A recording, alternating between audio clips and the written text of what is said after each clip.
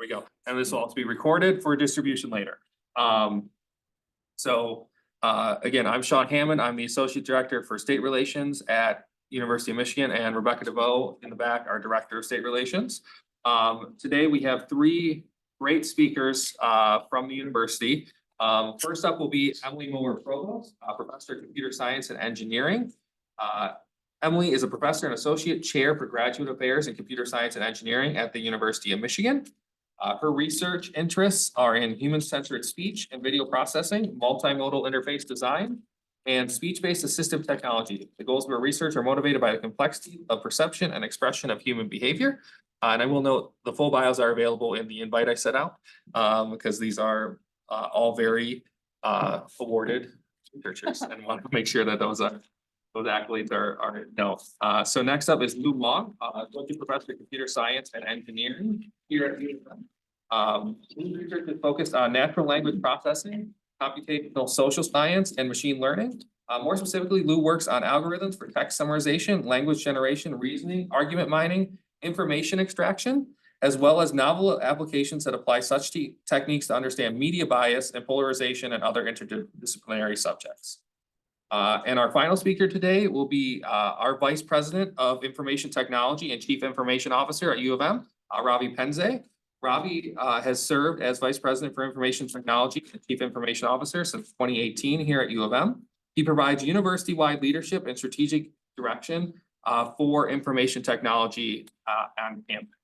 He has extensive experience as a successful and collaborative university leader, and most recently as Brown University's Vice President for Computing and Information Services and Chief Information Officer. He's also been a professor, researcher, teacher, and advisor to students. He has secured more than 21 million in external research grants for the university, and also has earned several awards. Again, with that, I will first call up Emily for her presentation.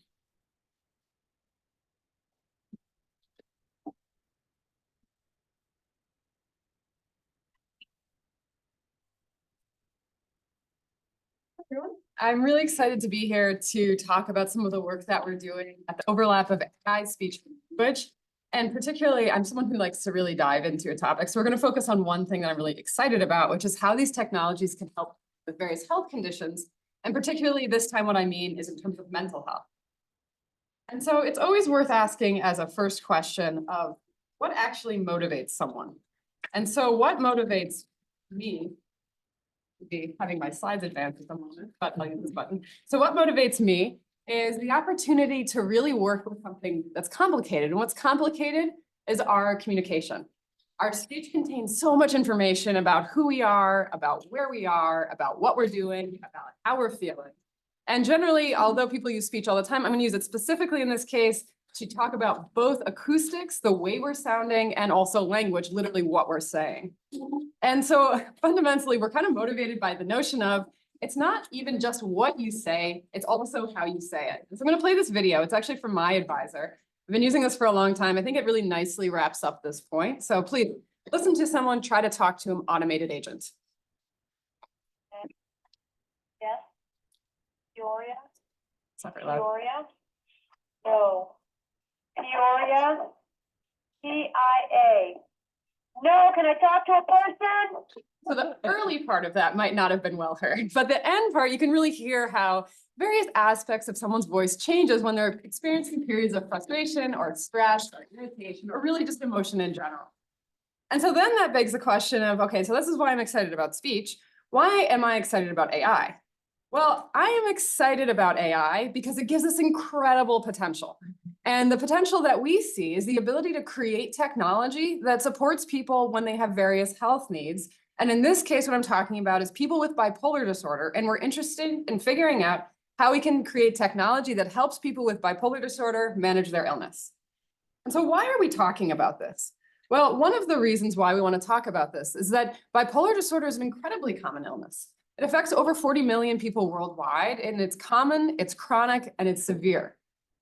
For people who aren't aware, bipolar disorder is characterized by mood variations into mania or heightened energy and depression or lowered energy. And although people use it all the time to mean I'm having a good day and I'm having a bad day, absolutely not what bipolar disorder is.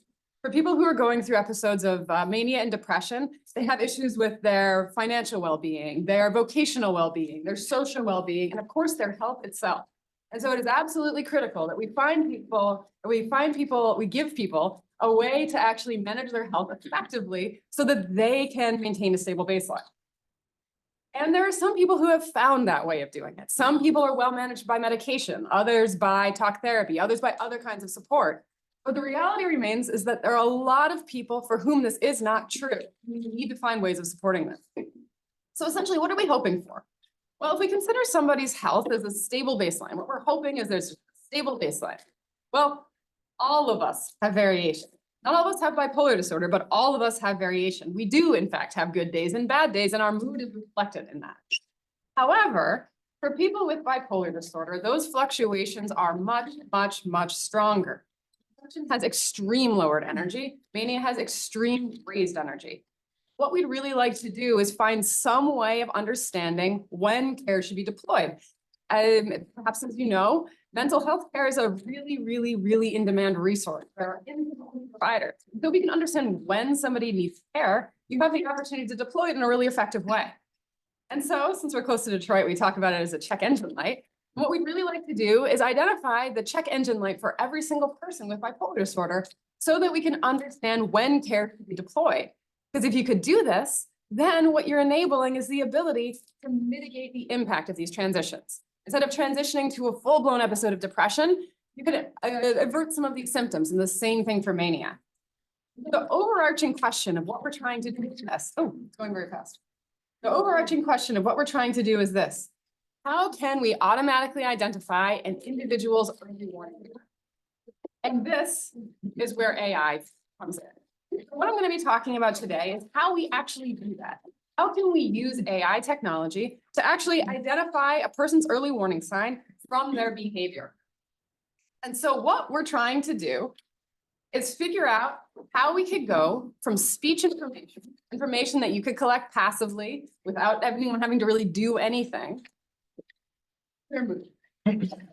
Ideally, what we would like to do is do this mapping directly. We would like to take speech data and we would like to use it to predict their mood. Because if you could do this, you can deploy these early warning signs. You can deploy these methods of tracking symptoms and hopefully triggering intervention.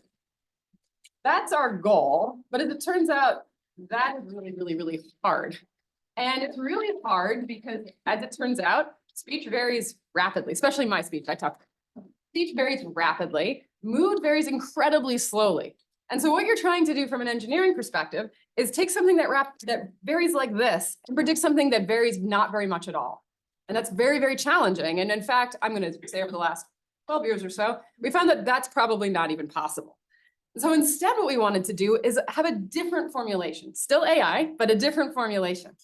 What we wanted to do is investigate how we can use symptoms to understand mood, how we can use a symptom that's commonly seen for individuals with bipolar disorder as a way of trying to map between speech, which varies really rapidly, and mood, which varies really slowly. And emotion is an incredible target.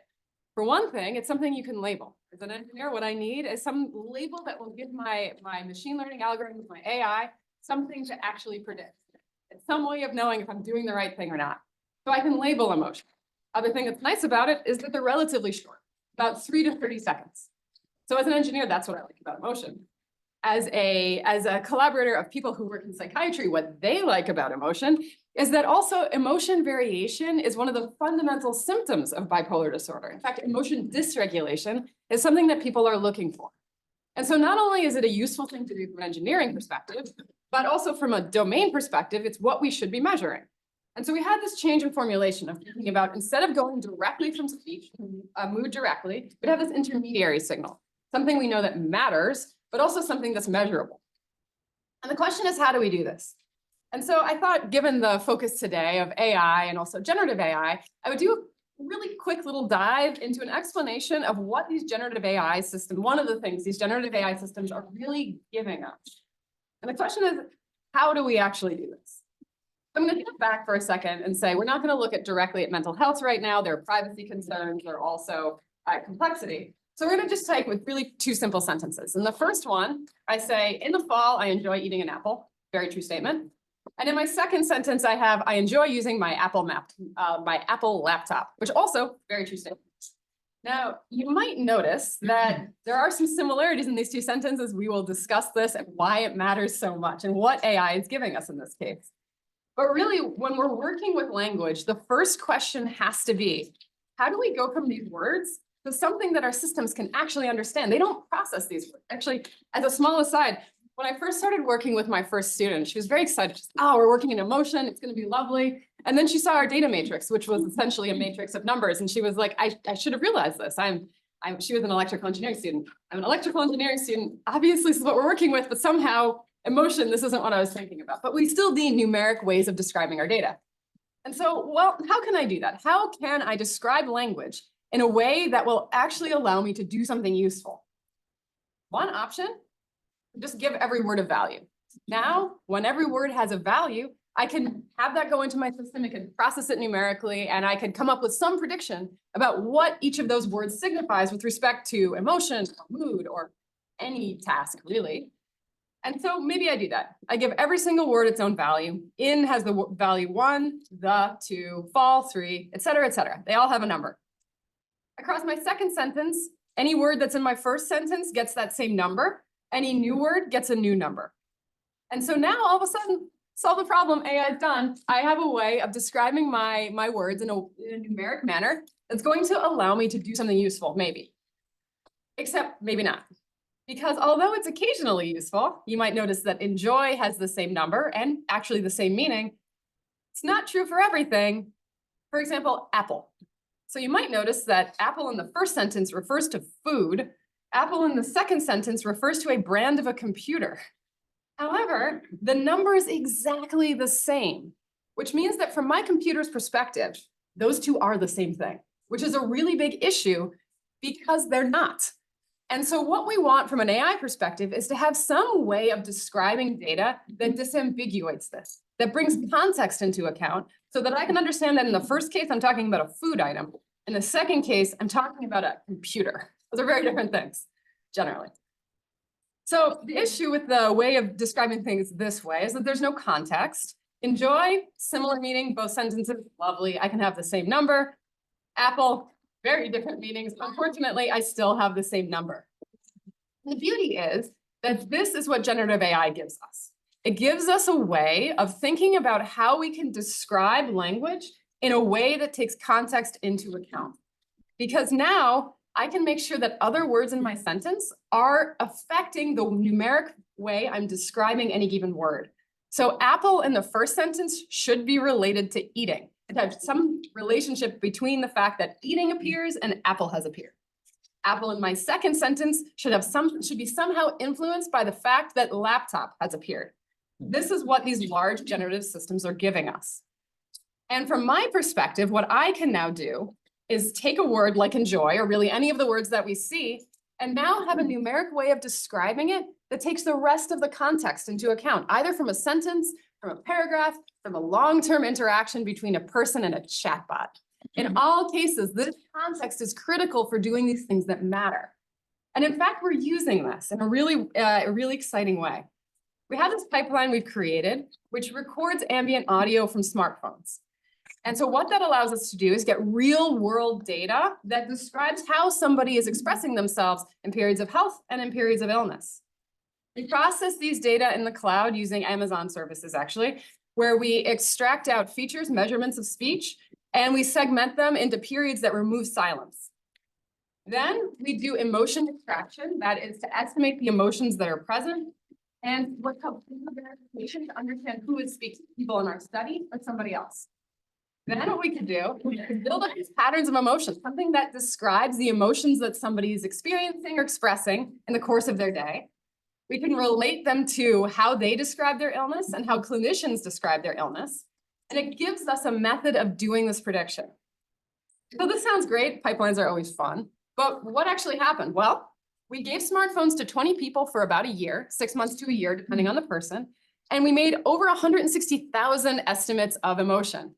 And what we found was that this automated way of doing it, this AI-based method of identifying emotion, allowed us to predict depression severity. We were correlated at a rate of about 0.7, which we were really excited about. And so that's what happened initially. What's happening next? We just got a very large grant from the NIH, specifically the National Institute of Mental Health, that will allow us to deploy the same thing for the next 5 years across 150 people. And our goal is to try to understand how natural patterns of expression are associated with changing health. Not only is it an engineering question, it's a critical question when it comes to health. Right now, what we normally have access to are snapshots. We see someone, we see someone, we see someone, we have no idea what happens in between. What we would like to do is find a way to give insight into what's actually happening in between those visits so we can promote long-term health. We're also working on a smartwatch version. I do want to say this, particularly given the audience, there are ethical implications to these technologies, be they chatbots, be they what we're talking about. I talked about a beautiful, my perspective, of promoting health. However, these technologies do look a lot like digital surveillance. They do cause discomfort. And it's important to understand when, why, and whether they should ever be deployed. It's not as easy as saying yes and no. I might not want to use these technologies, but I'm also not the target of these technologies. What we're hoping to do is find a way for people who have difficulty maintaining their health and for whom the repercussions of lack of maintenance are severe. Those are the people that we're trying to help. We're not saying everyone should be using these technologies. We're saying that those who have a real benefit from these technologies should have access. And so what that requires is some way of understanding what are the restrictions across the development, the deployment, and long-term checking that we should be thinking about for these types of generative AI techniques. Same that we talk about when we have nuclear technology, when we talk about medical technology, when we talk about space technology. AI needs to have the same kind of frameworks in place, and it's up to all of us together to try to think about what that looks like. People building the technology, people creating laws around the technology. All of us together have the opportunity to really advance safety, privacy, but also efficacy and health for these types of populations. Because it's important to remember that people really need these things. So just a few quotes from our participants, just to emphasize why it's so important. When I'm in a manic episode, my privacy is out the window. Using priority, that's what we call ourselves. It's not an infringement of personal privacy, it protects my privacy. I could hear in his voice, I knew it, mania was coming. When can I get this program? Bipolar disorder is part of who I am. I like me, but please keep me from becoming manic or depressed. This was so easy. And I'm always going to be bipolar, but this condition can be managed.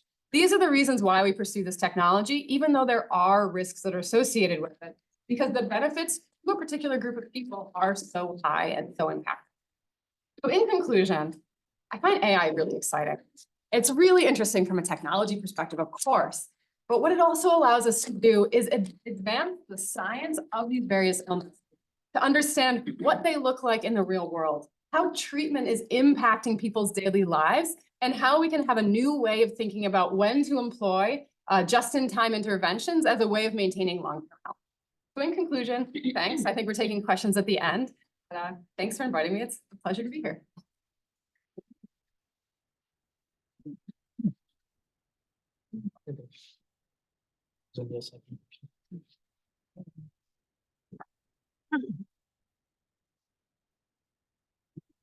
Right. Hello, everyone. My name is Wang. I'm a associate professor in computer science and engineering. So I believe that all of us has been interacted with AI in some form. If you wear a fitness tracker, you probably see them detect your activities and provide analysis. We probably have also worked with a chatbot for online service. When we shop online, those online platforms actually have been using our historical purchase record to make recommendation.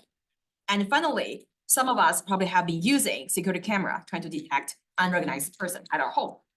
So this presentation will focus on this new fast developing technology called generative AI, which is currently at the center of public awareness on the topic of AI. So let's start with a brief interview of that. Probably one of those prominent example is OpenAI's ChatGPT. So ChatGPT is a large language model. It can converse with users. It can perform complex tasks, right, as instructed. So it was released in late 2022. Within 1 year of this release, it already achieves very impressive performance, including scoring very high in this very difficult bar exam, passing the medical licensing test, SAT, and many other professional exams. Meanwhile, Other generative AI techniques can also create very realistic media content, including audio, including images and videos. So now we may wonder, so what is generative AI and why is it so powerful? Generative AI is a class of models that are often trained on massive amount of data, and they can generate compelling text, image, and other forms of media. It's different from traditional AI. So let me use language model as one example. In a traditional model, they will read a piece of text, say a review, and then it often do understanding and categorization. It will tell you this is a positive review. And on the other hand, generative AI will actually follow the human structure and generate a positive review for you. So therefore, this new paradigm of AI technique enables a lot of applications. First, we can use it to summarize the key points in multiple documents. We can use it to give me some suggestion on what I'm supposed to do for my retirement savings. It can also give me a plan for my one-day trip to Lansing here. And finally, it can follow the text instructions to create realistic image. For example, create a design for a cozy home office. So those are actually just very simple use cases. It actually has been powering countless very realistic services and applications. So now the next question you want to ask is like, why is it so powerful? I'm again going to use the large language model as one example. There are three elements that makes this technique powerful. The first one is that they're often trained on massive amount of data, say hundreds of billions of words. As a reference, the whole English Wikipedia has 4 billion words. The second element is those models are really big. They have a lot of parameters so that they can memorize facts and knowledge. The third thing is how they are trained. They are trained to do word prediction and learn from the human feedback. So what do I mean by word prediction? The model would read a context, say, I drink water because am. The model will need to learn to predict next word as thirsty as the correct word over other words in English. So through this procedure, we can imagine the model will not only learn how humans speak, but also those knowledge would be needed to do reasoning and other tasks. So let me start by telling you a little bit what we've seen as the positive changes brought by generative AI technique here. So let's start with everyday usage. So 27% of Americans, they say they have interacted with AI multiple times a day. And 45% of the population also indicate that they have already started using generative AI in a more recent survey. Focusing on the learning and the working, we can see that in 1 in 5 US adults who have heard of ChatGPT, they're already using it to learn something. And the number is 60% of this population, they use it to conduct some tasks in their work. And we can see that there is a growing trend in both learning and working. For business, 25% of the companies, they say they have already adopted AI, and more than half of those say they're seeing cost savings and efficiencies from using this. If we look at the startups, the generative AI or AI-related startups, they have raised nearly $50 billion in 2023 alone. Moving to the more important domains like medical and healthcare. So one specific thing, say new drug development, often this procedure would take 10 to 15 years. And generative AI can enable some of those procedures to be completed in number of weeks compared to months or even years. So that's to say the generative AI technique definitely has the potential to help unlock this unrealized $1 trillion of improvement potential in this healthcare industry. Even for legal domain, where usually technology adoptions kind of like lags behind, we see that almost 90% of lawyers, they say they know this concept, and 50% of them, they started using it for legal. Looking forward, so we believe that this AI technique and how it would impact the productivity actually would be possibly add trillions of dollars in value to the global economy.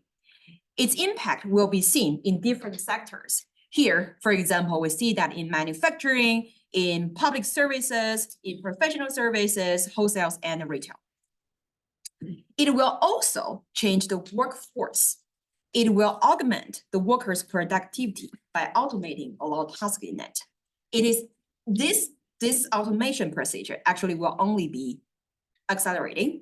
It is estimated that half of today's work activities could be automated between 2030 and 2060. It's also possible to see personalization and even hyper-personalization, which means that, let's say for education, everyone would have their own AI for any subject they want to learn. In healthcare, the patients can be treated based on, individual cases or their need or preference. And it's also possible to have personalized itineraries and experiences designed for travels. So the key message for the first part is this era of generative AI has started and it will move very fast. Next, I'm going to talk about some challenges. So let's start with looking at some examples. This is a news from last summer. There are two New York lawyers. They submitted a legal case, a legal brief containing 6 fake cases. And these 6 fake cases are generated by using ChatGPT. Another example from Wall Street Journal. She went to a 12th grade AP class and tried to finish their essay assignment by using ChatGPT. So in one of the assignment, this automatically generated content got her 3 out of 6 on that essay, which is roughly a B- to C range. And the reason for that low grade is because this essay contains a lot of factual errors. This is me asking ChatGPT, can you give me some paper references on studies for atmospheric carbon dioxide? It does give me some pointers. However, some of them, they're fake. So basically, I cannot find them anywhere on the internet. So all of those examples point to one phenomenon, which is we call large language models hallucinating, meaning they generate content that is factually incorrect, nonsensical, not grounded in the given input. So ensuring the factuality and accuracy is currently one of the most critical problems studied in large language models research. And in fact, my group has been contributing to this space. We're trying to add a reliable knowledge basis to promote content factuality. We're teaching the model to be more certain at the correct information and less confident in what's incorrect content. We're also trying to teach the model to generate content while citing the corresponding information source. Moreover, we also need to talk about the privacy and the security. Here I'm showing one recent example where the researchers actually find a lot of ways to break those models. And this is the Google DeepMind 30. They basically just almost ask the model to read forever. And all of a sudden, this model starts spewing out personal information just because this information is contained in the training data. We also have to talk about IP. There is active debate on whether training on copyrighted data is counted as infringement of IP, or generate something look like something from the training data you consider as infringement. So in order to move forward, we definitely have to resolve those issues. Even this technique is really new. We already seen this issue of digital divide. This is pure research. They show that among the US teens, 72% of the white teens, they say they have heard of it. But the number for Black teens is only 56. And there's also a bigger gap among those teenagers who are from the household with different levels of income here. Finally, 2024 is an election year for more than 45 countries in this world. It's only January. We already seen that this generative AI tool has already been used for political propaganda in some of the countries we're going to have this election. So the key message here is that there are a lot of challenges we need to solve to ensure the safe use of AI and we can maximize its use. All right, so let me sum up here. So firstly, that the generative AI is making progress really fast. And we're expect to see its growth and use in all sectors. And it for sure will affect many aspects of life. And I think that the leaders in different sectors, including government, science, business, society, should consider work together to resolve those issues, challenges, so that we can ensure the reliable use of AI techniques and the utilization of this value. Happy to answer questions.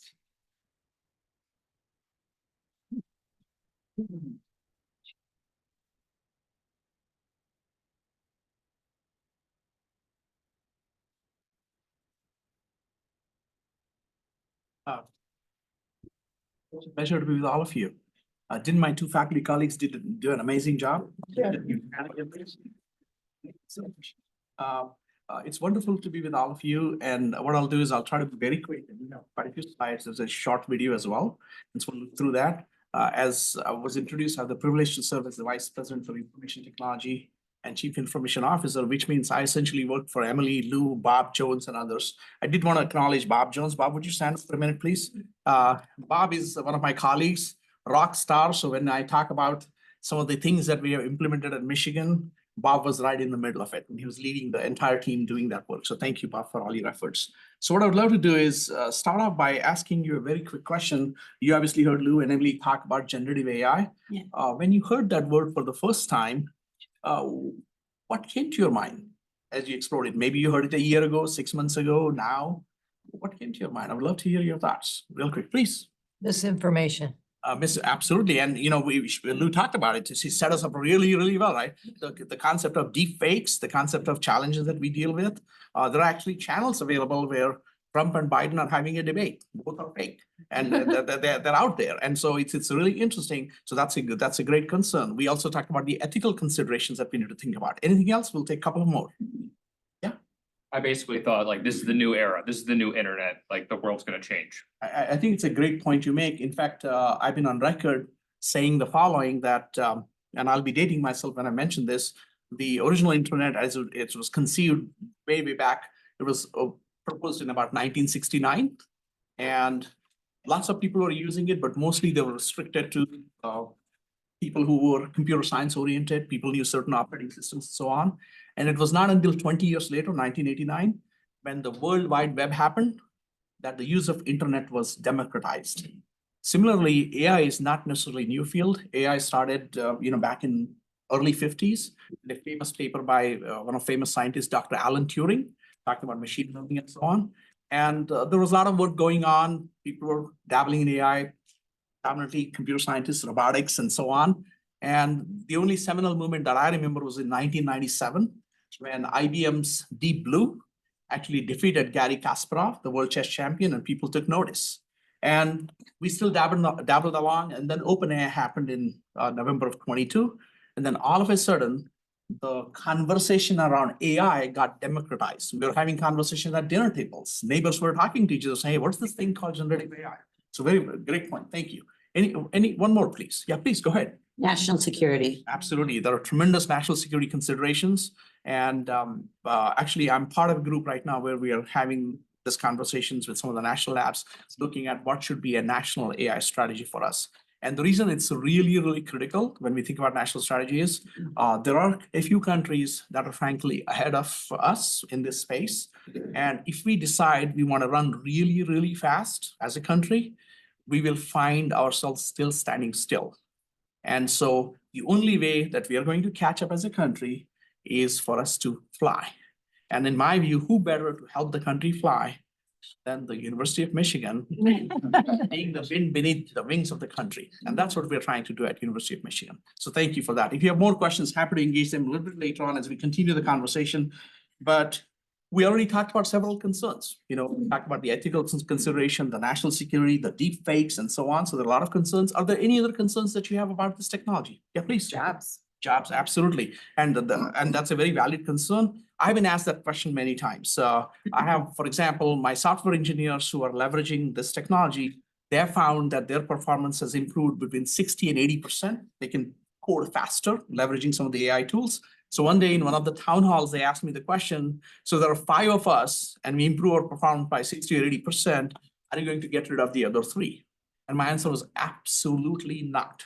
And the reason I said that was because it's 2 things. One, there are always new things that we are developing at University of Michigan as a world-leading institution. So we always need skilled individuals. The second thing was, as automation is there, automation is to augment human beings, not to replace human beings. In my Emily talked about mental health and wellness. We take mental health and wellness of our staff colleagues very, very seriously. So I rather they spend time, that extra time they have, taking a mental health break, a personal break. It's good to take break from computers. Notice a technologist is talking, or from your phones and so on. So it's a good thing. And so that's one thing I talked about. The second thing I talked about was that in my opinion, AI is not going to take one's jobs away, your job or my job. Somebody who knows AI is going to take your job away. So it's really important for us to explore this technology, learn about this technology, be familiar with this technology, and then of course you're welcome to reject it if you feel like that does not fit in. We also always talk about human being always in the loop. So something to think about. We'll take one more before we move forward. Yes, please. Lack of critical thinking skills. Absolutely. And the question is, if machines are making all the decisions, how are we going to think critically? Who's going to develop the next AI? And so we take that very seriously. And this is where I always talk about, if you look at your 5 fingers of your hand, this is something I learned. I'm originally from India. These 5 fingers are different shapes and sizes. And for us to do anything, to pick up something, these 5 fingers have to come together. So unity and diversity. So I talk about on table in our curriculum everywhere, we need to have diversity of thought. We have to have people come together of different viewpoints, different ideas, and that debate needs to happen. It shouldn't be 5 engineers deciding about AI. We need the liberal arts colleagues. And at Michigan, we take that very, very seriously. And the critical thinking skills are absolutely critical and essential. I think I'll give you the last word on this. Go ahead, please. Thank you. I appreciate it. I use it many times throughout the day for my job and other things. And I like it. But one of my concerns is the entities that load the information can have great power to move our society one way or another, and how that's going to be looked at. And I've already noticed a little of that going on when I look things up. And that's a very fair concern. If you access, whether it's Facebook or Instagram, Google, or whatever it is, sometimes it seems like you're being tracked. We talked about tracking, and you're being tracked, and seems like sometimes we even wonder that in the home, my wife and I would be having, who is also an engineer, by the way, would be having conversation, and 5 minutes later, we seem like same ads are appearing on our phones. Like, is Siri listening to us? Is Google, is our Samsung TV listening to us? These are very fair concerns, and we should be well informed about all of these. And we talk about that. So we have taken a very interesting approach at Michigan as we have this conversation. But what I wanted to do was show this 2-minute video to you. Go ahead. But who feeds the information? And they're the ones with the power.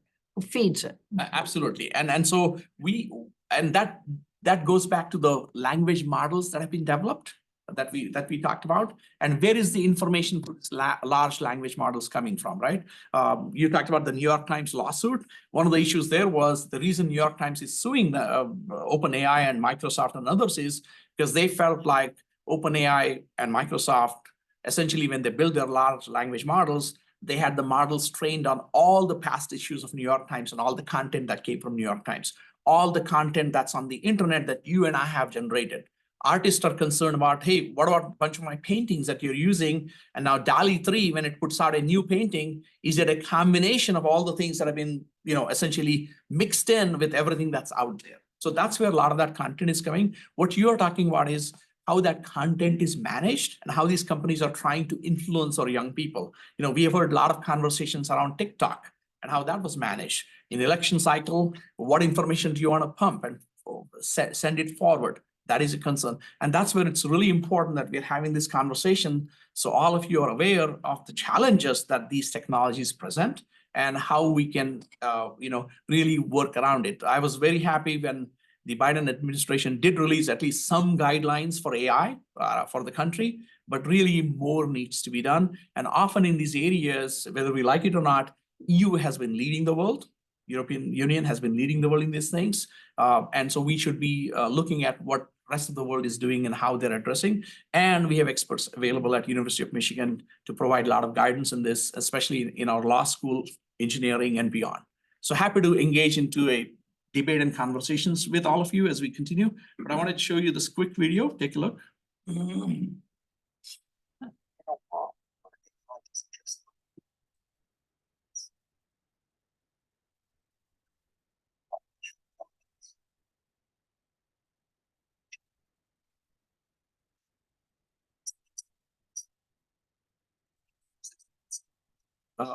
I think that's the maximum sound. I'm not sure if you can increase the sound.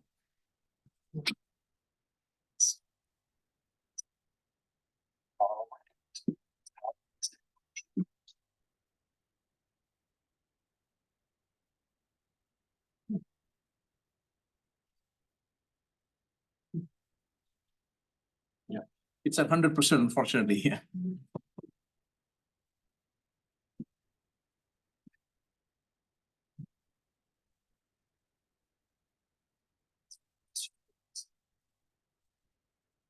Rendering realistic human faces. Pushing the boundaries of what's possible. But we're just scratching the surface. It's set to disrupt the surface. Revolution is too. Transform the world.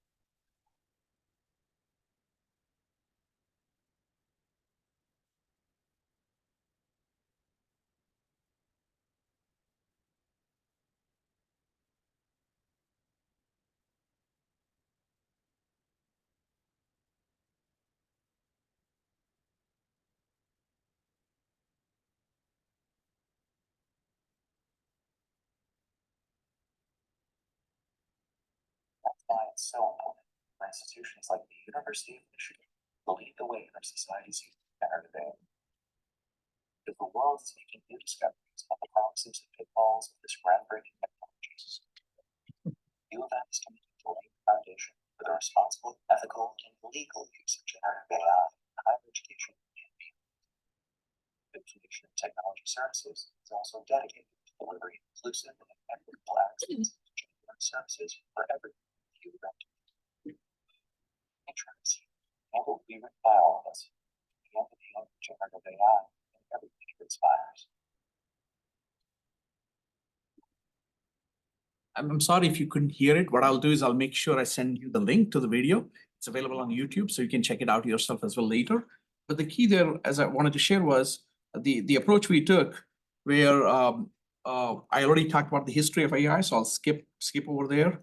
What I wanted you to know is literally every single day, more applications around AI are being released and more companies are happening. So since the advent of OpenAI in November of 22 or so, literally as of yesterday, almost 8,000 plus new applications / companies in the space of AI have launched.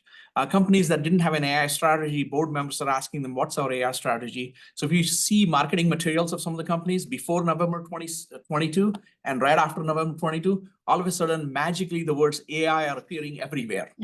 Sometimes there is meaningful work happening, sometimes the words are just appearing. So just wanted you to know that you'll see that as well. But what we did was at as we thought about it, it is guaranteed that this area is going to disrupt pretty much everything around us. And we have talked about that. That video that you saw, the quality of the video, usually videos that quality used to take our marketing department almost 6 months to produce. This was done in a day and a half using AI to generate all the content and all the information. We sit in the middle of all types of amazing automobile companies, thanks to your leadership. That's why they are all here. And we expect that field to be disrupted and the productivity going up almost by a factor of 10x. Because what used to take from paper model and building a prototype, that time could be essentially shrunk to a mere months from many, many years. So we're thinking about how it's disrupting. Michigan Medicine, all the healthcare institutions you have, everything around healthcare is being disrupted by this technology. So we are working with many colleagues in our hospital system to explore ways to leverage this. But again, human in the loop, the goal is not to replace humans. The goal is to enhance the quality of the care that our patients receive. I want to emphasize that. Education, of course, the education is being disrupted. We are right in the middle of it. We are leveraging it all across. One of the most fascinating applications that we have seen at University of Michigan is We have some faculty colleagues who have leveraged some of the technology that we have made available to the campus community and have actually deployed AI tutors for their classes. So there is tutoring help available 24/7 for some of our students.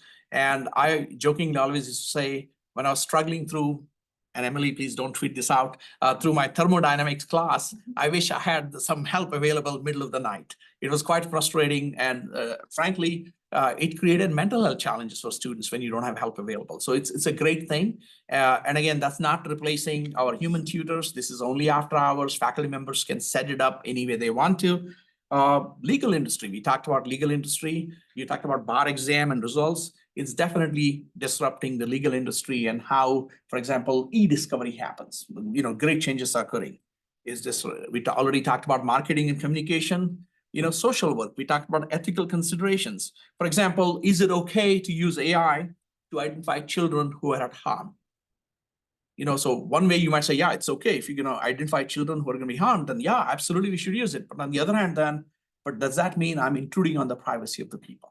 So these are ethical considerations that we need to think about. Or, Gartner, for example, talks in terms of engineers will be needing skills going forward to supervise AI. So are we teaching those skills to our engineers today? The engineers that are graduating, they need to have skills to be able to supervise bots or AI. How do we provide those kind of skills? LSNA, arts, we already talked about. All of these fields are going to be disrupted all around us. And that's why it's really important that everybody pays attention. So what we did at Michigan was something very unique and different. We decided that talking about this is not enough. We had a large faculty committee that Provost, not Emily Provost, our Provost, Lori McCauley and I appointed. And we wanted them to give guidance to our faculty community. How should this be used? What are the ethical considerations? What should we worry about? How do we think about AI and research? What about plagiarism? What do we do about a student copying a paper generated by Gen AI? How do we address all of these things? So our faculty group did an amazing work and released a 70-page report that's been downloaded multiple times all across the country and world, where people are learning about what is Michigan doing. So you should feel proud about that. And then what we did was I challenged Bob and his team. And I said, we learn by doing. So report is great, but what about providing tools to our community? So I said, we need to make sure our kids have tools, our faculty have tools. So we released UofM. This is based on ChatGPT, but it does the following things different. We talked about privacy, right? So in ChatGPT, when you ask your questions, that are being shared with OpenAI. In UofM, when you ask your question, they are only between you and UofM. That information is not being shared with OpenAI. So we built our own private instance, essentially, of ChatGPT for our faculty, staff, and students. Equity was important to us. We wanted to make sure that currently, if you use ChatGPT 4.0, you have to pay $20 a month. We decided we didn't want to do that. We wanted to make sure that it's equitable to everyone. Not everybody can afford $20 a month. So UofM is completely free to use all faculty, staff, and students. Third, accessibility was important to us. We wanted to make sure that everyone can use this. So our instance is actually supports all the screen readers. So if you're visually impaired, you can actually use UofM. You cannot today use ChatGPT, just so you know. So we wanted to make sure privacy, equity, and accessibility was supported, because that's core values to what University of Michigan is. And we wanted to make sure, and we did that. We also wanted to do something more. So we built and released another platform called Maisie. Obviously, Maize and Blue, so that's why I named Maisie. And what Maisie does is actually a completely code-less environment, no coding required. So you remember I told you about those AI tutors? It takes faculty member less than 8 minutes to set up a Maisie for their class. Less than 8 minutes. I challenge faculty members, give me 8 minutes and you'll have an AI tutor for your class if you wanted to. We have plans this fall semester, beginning of fall, to release an AI tutor for all our students who come in for all things Michigan. Because as an 18-year-old, when you come in, the campus can be an overwhelming place. How can they find all the information? We got tons of websites. We have great 19 schools and colleges, lots of wonderful information.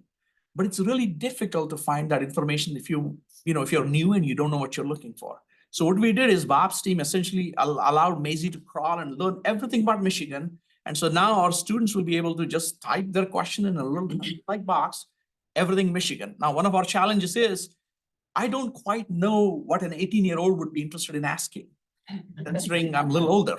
And so what we have done is we approach our central student government, and they're very excited to partner with us to beta test and give us feedback on what questions there. And based on that, we'll retrain the model so that the model is ready, and it will continue to evolve.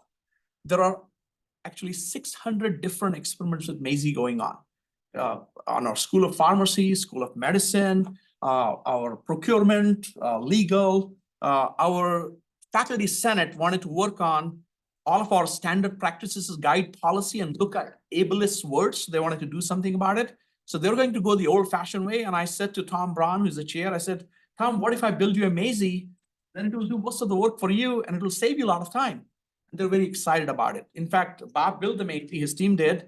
And without me even informing Tom, he found out that there was a Maisie there. And he said, hey, can I start using? I said, not quite. Bob's team is going to have to walk you through just a little bit just to make sure you're on the right track. So there is so much excitement and so many possibilities.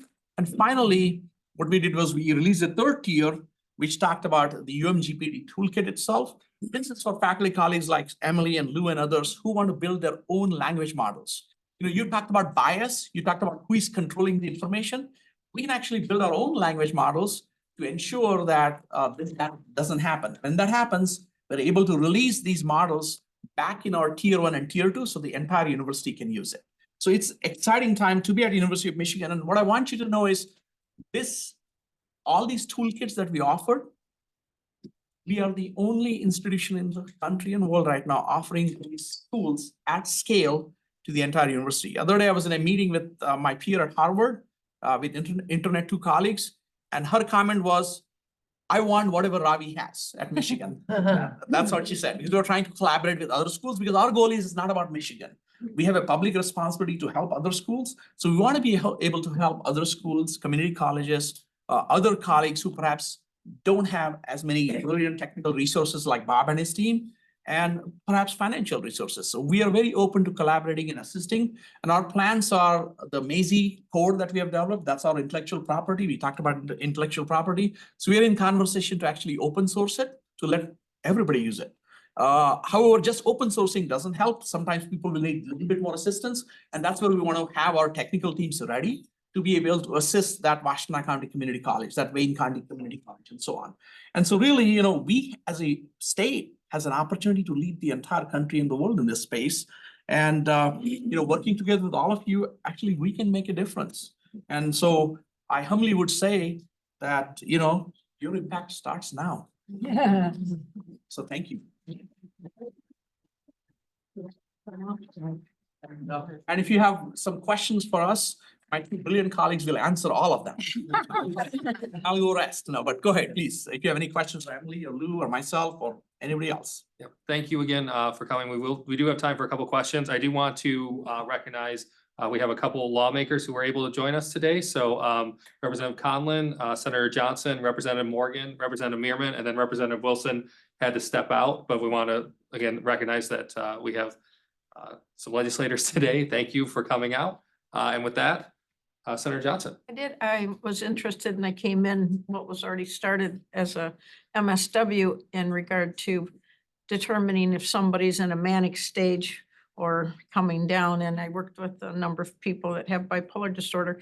We kind of know when they're going up and down already. The problem is really mostly it's compliance with medication. That's about 80% right now. So I wonder how we can dovetail that into you know, you can tell when you're talking to someone and they're talking 100 miles an hour where they're going, right? Or they haven't shaved or bathed for a while. Yeah, so one of the things we were really motivated by actually was that very notion that, so I came to Michigan 12 years ago in January. And about 3 months after I arrived, I met Melvin McGinnis, who is a researcher at the Depression Center. He's a professor of psychiatry there. And he was just putting together his first grant on this project. It's like, listen, I am motivated by this idea that when people are transitioning, you could hear it in their voice. And as a very newly minted PhD at the time, I was really excited because my background was emotion recognition. And I was like, fabulous. There's this amazing parallel. I'm going to be able to really help. And for a long time, I didn't really understand actually what the challenge was, because if you could hear it in their voice, then great, we've got it. We've already got the solution. It is people hearing it in their voice. But the challenge is that not everyone has that person to hear it in their voice. There are people who don't necessarily have close caregivers or family members or friends or clinicians who are able to be that person. And so what we're hoping is that we can kind of, I guess, use the same word, democratize this technology, democratize this kind of care as a way of giving people insight into their illness when they might not have someone to help them have insight. Yeah, and often they don't internally. Yes, yes, yes. Okay, thank you Especially for in mania. that's pretty interesting and I'm glad to hear it because Thanks for your that's question. there's so many people that suffer so much that we really haven't figured out how, but at least if they can self-diagnose, that's a great start. Yeah, it's something. I talked at the end about some of the ethical considerations of the work, and for a long time, I felt very strongly that it was difficult sometimes to know when to do this, given the ethical considerations that exist. But Dr. McGinnis always says it would be unethical to not pursue this research because there's so many people who need this kind of support. Yeah, thank you for doing that. Thanks. I think there was a question back here. Go ahead. As a practical matter, having been an instructor that had issued essay assignments, what are the practical considerations these days if you were to issue such an assignment over the weekend and then you get them in on Monday? Is there some way you can structure the assignment as to avoid some of these pitfalls? Absolutely, and our faculty colleagues were terrific in providing the guidance. So I do know of several colleagues in our English department who are taking a very different approach where, for example, I know one faculty member who will have the students start the assignment in the class. And then when they go home, they're encouraging them to actually use Gen AI to then feed that is what they have done, work and produce a new piece of work and come back to the class the next day or on Monday and have them critique the content produced by Gen AI and the content they had written, how it got better, how it got worse, what sounded better, what didn't sound better. So they're trying to integrate that technology to ensure that, because frankly, currently, there are no plagiarism tools available that can actually detect it. So somebody actually uses. Might as well try and integrate it if you can. That's exactly the point. And that's what they're trying to do. And that was the guidance that was provided to colleagues. The other thing that some people have argued about is not doing so actually challenges the equity. For example, my son, who is a fifth year PhD student at another institution, he grew up in an environment where, because of what classes he took and so on, he was a good writer. In fact, I think his writing skills are better than mine. That's what I think. And maybe it's just father's love that's biased. But point is, he's a good writer, but not every kid has that kind of opportunity in the type areas they grow up in. So if this technology is going to help them improve their writing skills, then why not use it? That's the argument people are making. So I've heard from both sides. As long as you don't take away the pain of trying to write. Absolutely. You learn so much by doing that. No, absolutely. And I can relate to you. A year and a half ago when I had a kind of a major accident with my hand, and for 6 months I couldn't write or type. That was the most frustrating thing I went through because I enjoy writing myself. And it was a struggle when I couldn't write. So I can completely relate. Point well taken. Actually, one of my students, we despite the fact we're engineers, we actually do a lot of writing as well.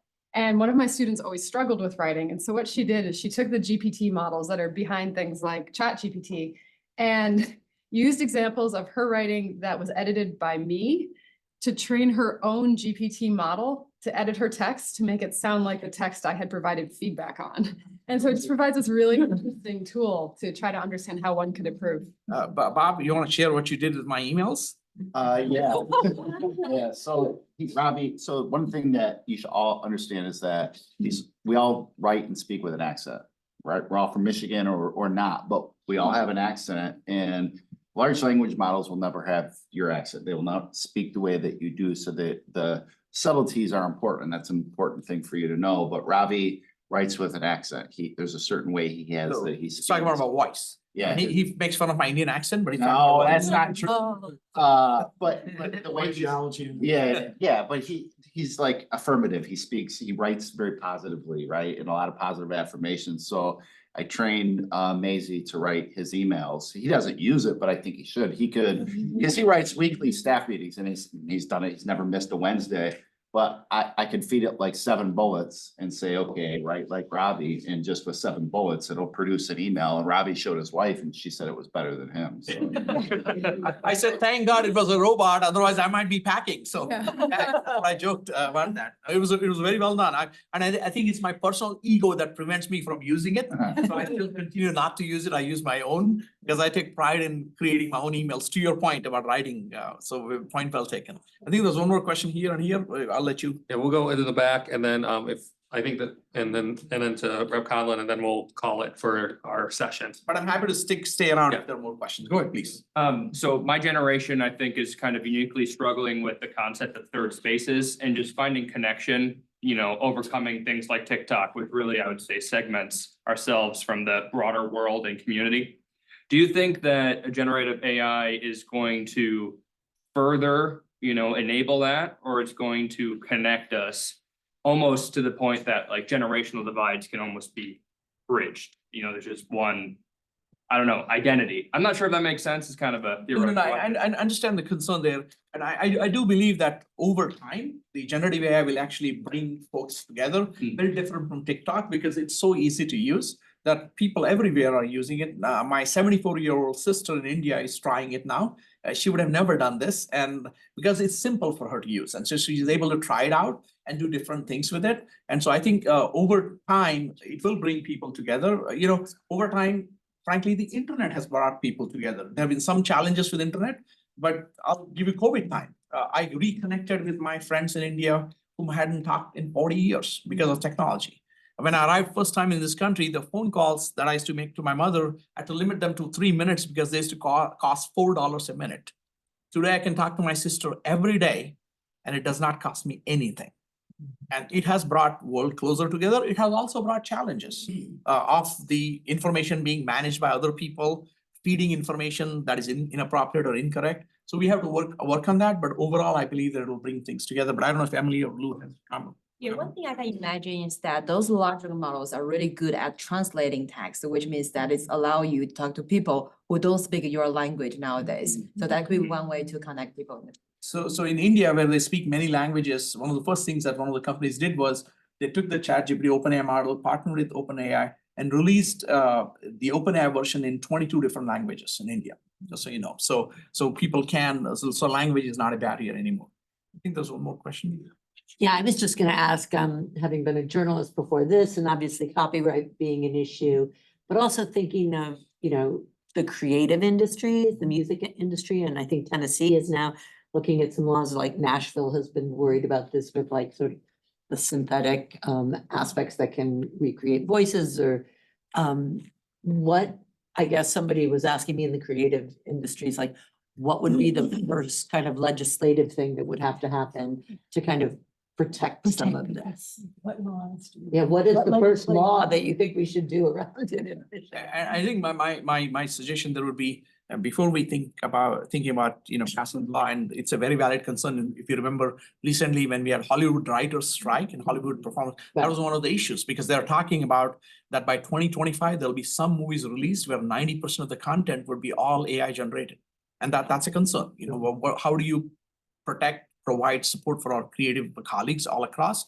I also have some colleagues in our amazing School of Music, Theater and Dance who argue that they do not believe AI will ever replace them, because they feel like the AI paintings or AI music will never capture their soul. And I don't know, I'm not an artist, so I don't know which way, who is right and who is wrong, but that debate needs to be had. And I would urge, as a lawmaker, all of you, as you think about this, to take time to fully understand the issues before we consider passing laws. And we are happy to have offline conversations on this and bring in experts, because I'm certainly not an expert in this space, but we have a lot of experts at Michigan.